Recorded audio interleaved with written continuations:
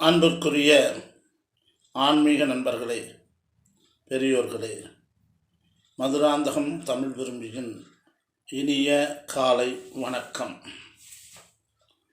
சிவசிவ என்கிலர் தீவினையாளர், சிவசிவ என்றிட தீவினை மாலும், சிவசிவ என்றிட தேவரும் ஆவர், சிவசிவ என்ன சிவகதிதானே. அன்பிற்குரியவர்களே, சிவம் ஒருவர் உள்ளுக்குள் வர வேண்டுமென்றால் அது அவ்வளவு எளிதல்ல. அனைவருடைய நாவிலும் சிவம் ஒலிப்பது என்பது அத்தனை சுலபமல்ல. சிவத்தை சொல்வதற்கும் நினைப்பதற்கும் அதை உள்வாங்குவதற்கும் முற்றை பிறவியில் ஏதேனும் புண்ணியம் செய்திருக்க வேண்டும் என்றால் அது மிகையும் அல்ல. அதைத்தான் திருமூலர் சொல்கின்றார்.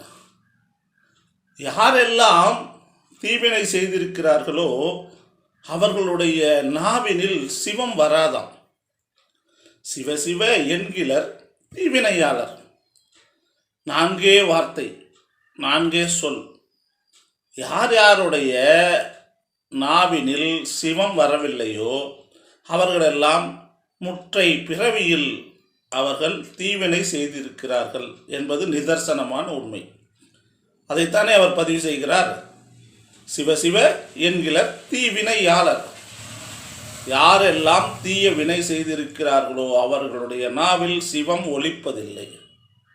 சரி, நாம் தீவினை செய்துவிட்டோம், ஏதோ இந்த பிறவியினுடைய உந்துதலே சிவம் நம்மை தழுவ நினைக்கலாம், அல்லது சிவத்தை நாம் தழுவ நினைக்கலாம், இல்லை ஏதோ ஒரு நேரத்தில் சிவமும் நாமும் ஒன்றிட முனையலாம்.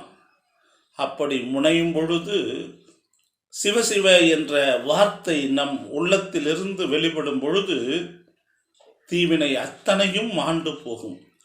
அந்த சிவசிவ என்கின்ற 2 எழுத்துக்களில் இருக்கின்ற புண்ணியத்தை திருமூலர் சொல்கிறார்.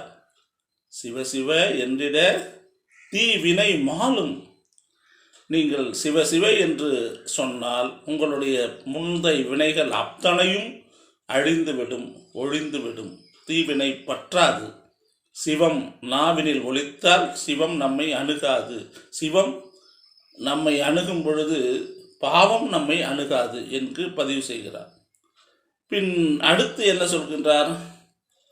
நீங்கள் இதையே சிவ சிவ சிவ என்று நாளும் சொல்லிக்கொண்டே இருந்தால், சிவம் உமக்கு உள்ளே வந்து கொண்டே இருந்தால், சிவத்தை நீங்கள் உள்வாங்கினால் நீங்கள் தேவருக்கு இணையான தகுதியை அடைந்து விடுகிறீர்கள் என்று சொல்கிறார். சிவசிவ என்றிட தீவினை மாலும், சிவசிவ என்ன தேவரும் ஆவர். அடுத்தது என்ன? சிவசிவ என்ன தேவரும் ஆவர்.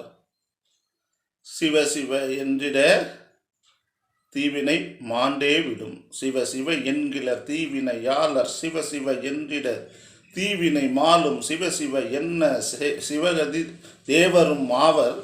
சிவசிவ என்ன சிவகதிதானே. அப்படியே நீங்கள் சிவம் சிவம் சிவம் எல்லாம் சிவம் என்று நீங்கள் முனைந்து உங்களுடைய இல்லற வாழ்க்கையை உங்களுடைய நல்லறமாக்கி சிவம் வழியிலே நீங்கள் வாழ்க்கையை செலுத்தி கொண்டிருக்கும் பொழுது உங்களுக்கு கிடைப்பது என்ன? சிவகதி. சிவகதி என்ற உடனே நீங்கள் ஏதோ நாம் ஒரு எட்ட முடியாத உயரத்திற்கு அல்லது நமக்கு தேவையில்லாத இடத்திற்கு, கதி என்கின்ற இடத்திற்கு பொருள் எத்தனையோ கொள்கிறார்கள் அல்லவா. சிவகதி என்பது சிவானந்த நிலை. நம் சிவத்தை உயர்ந்த நிலையிலே வைத்து வழிபடும் பொழுது சிவம் நம்மை உயர்ந்த நிலைக்கு கொண்டு போய் விடும். அதுதான் சிவகதி.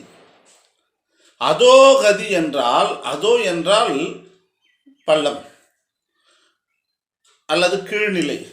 ஒருவர் நீ அதோகதிக்குத்தான் செல்வாய் என்று ஒருவரை சொல்லும் பொழுது நீ இதைவிட கீழான நிலைக்கு, கேவலமான நிலைக்குத்தான் செல்லப் போகிறாய் என்று பொருள்படும்.